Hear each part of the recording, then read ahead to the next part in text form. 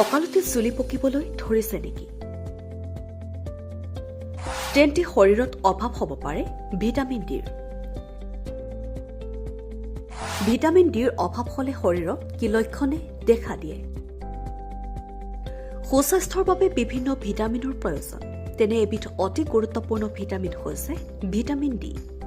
এইবিধ ভিটামিন দেহৰ ভিতৰতে উৎপন্ন হয়। ভিটামিন ডি শৰীৰৰ বাবে অতি অপৰিহাৰ্য। ভিটামিন ডিয়ে শৰীৰত কেলছিয়াম আৰু ফছফৰাছৰ শোষণ নিয়ন্ত্ৰণত সহায় কৰে। তদুপৰি ই দেহত ৰোগ প্ৰতিৰোধ ক্ষমতা উন্নত কৰে।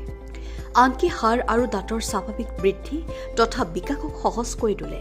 বিশ্বজুৰি বিভিন্ন মহামাৰী সংক্ৰান্তীয় গৱেষণাতো প্ৰমাণিত হৈছে যে ভিটামিন ডিয়ে হাড় শক্তিশালী কৰি ৰাখে। ছালৰ বিভিন্ন ৰোগ আনকি কেঞ্চাৰৰ দৰে জটিল ৰোগ প্ৰতিৰোধ কৰাত সহায় কৰে।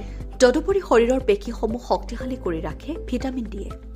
প্ৰাচীন কালত শৰীৰৰ দুৰ্বল পেশী সবল কৰিবলৈ সূৰ্যালোকৰ পৰশ লোৱাৰ প্ৰথা আছিল। সূৰ্যৰ পোহৰ বা ৰ'দে দেহত ভিটামিন ডিৰ সৰবৰাহ কৰে। দেহত ভিটামিন ডিৰ অভাৱে দেখা দিলে দৈনিক 10-15 মিনিট সময় ৰ'দৰ সংস্পৰ্শত থকা উচিত। হঠাতে চুলি পকিবলৈ ধৰিলে বুজিব যে আপোনাৰ ভিটামিন ডিৰ পৰিমাণ শৰীৰত হ্ৰাস পাইছে। যিসকল মহিলাই ভিটামিন ডিৰ অভাৱত ভোগে তেওঁলোকৰ সন্তান ধাৰণৰ সম্ভাৱনা কমি আহে।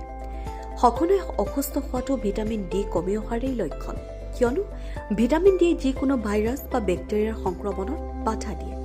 গতিকে সঘনাই দুৰ্বল বা অসুস্থ অনুভৱ কৰিলে বুজিব যে আপোনাৰ দেহত ভিটামিন ডিৰ পৰিমাণ কমি আহিছে। হাড় আৰু পেশীত বিষ বা দুৰ্বল অনুভৱ কৰিলে ই ভিটামিন ডিৰ অভাৱৰ লক্ষণ। অস্থিসন্ধি আৰু দীৰ্ঘ সময় পিঠিত বিষ অনুভৱ কৰিলেও ই ভিটামিন ডি কমি অহাৰ লক্ষণ হ'ব পাৰে। দেহত ভিটামিন ডিৰ মাত্ৰা কমিলে মানসিক চাপ আৰু উদ্বেগ আৰম্ভ হয়, ফলত সঘনাই খং উঠে। স্বাস্থ্যসন্মত খাদ্য খোৱাৰ পাছতো যদি বিশ্ৰাম ল'বলৈ গৈ ক্লান্তি অনুভৱ কৰে তেন্তে সেয়াও ভিটামিন ডি কমি অহাৰ লক্ষণ।